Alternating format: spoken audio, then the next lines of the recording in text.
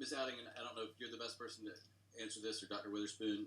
When was the district first informed by the State Department that the State Department was going to conduct an audit? I don't have that timeline with me.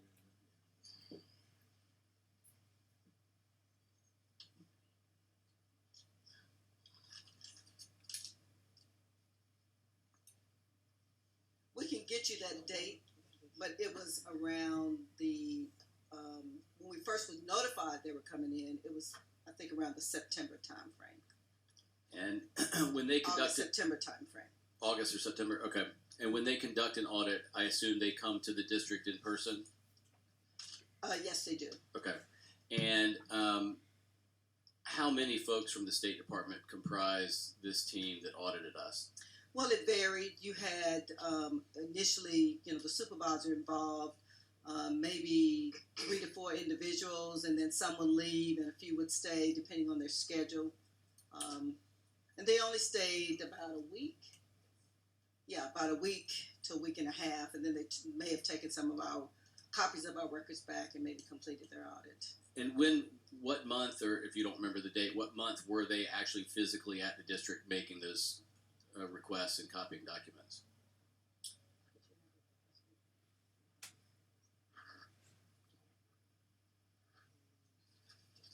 We can get you the exact date of that.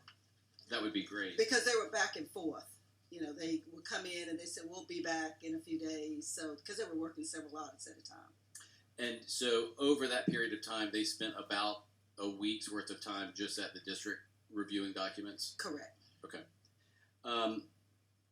And they were reviewing auditing records from March of 2022 to August of 2022, right? That is correct. And so when you said 2 fiscal years, what you're talking about is that overlapped. It was the end of one fiscal year and then the beginning of another. That is correct. Okay.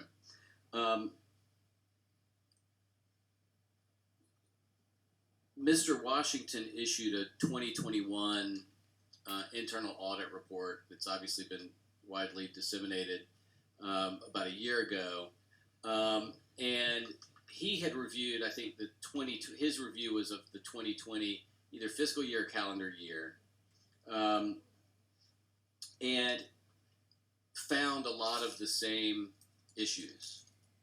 I had asked the board in February of last year for us to review that memo and examine the issues that he brought to us so that we could ask questions and avoid what's now just happened with the State Department.